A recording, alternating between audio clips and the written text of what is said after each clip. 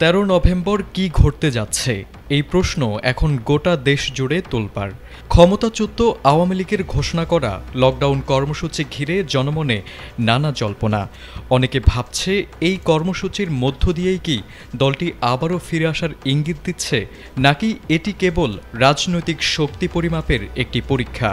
এরই মধ্যে আইনশৃঙ্খলা বাহিনী ও সেনাবাহিনী যারা বিচারিক ক্ষমতা সহ মাঠে রয়েছে তারা কি ভূমিকা নেবে সেটাও এখন আলোচনার বিষয়।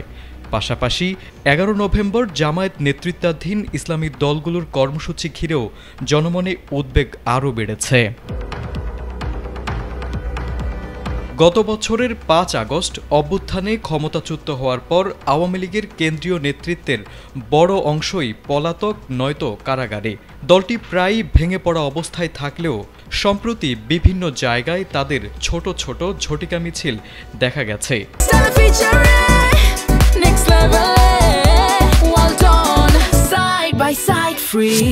এ অবস্থায় 13 নভেম্বরের লকডাউন কর্মসূচি ঘোষণা করে আওয়ামী লীগ কি বার্তা দিতে চায় সেটি এখন বড় প্রশ্ন।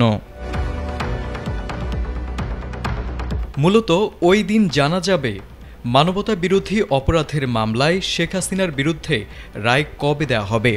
ট্রাইব্যুনাল আগেই জানিয়েছিল 13 নভেম্বর রায় নয়, বরং রায়ের তারিখ ঘোষণা হবে। তাই অনেকেই ধারণা করছেন এই সিদ্ধান্তের প্রতিবাদ হিসেবেই লকডাউন ডেকেছে সাবেক ক্ষমতাধর এই দলটি। এদিকে রাজনৈতিক বিশ্লেষকরা বলছেন আগামী জাতীয় নির্বাচন যাতে কোনোভাবেই ব্যাহত না হয় সেটি এখন অন্তর্বর্তী সরকারের প্রধান লক্ষ্য হওয়া উচিত। সাবেক ক্ষমতাচ্যুত দলসহ যে কোনো দল যদি এই নির্বাচন প্রতিহত করতে চায় তাহলে দেশের পরিস্থিতি অস্থিতিশীল হয়ে পড়বে।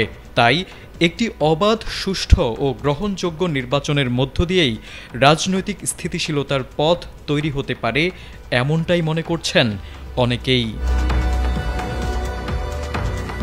তারিক আজিজ, এটিএন বাংলা।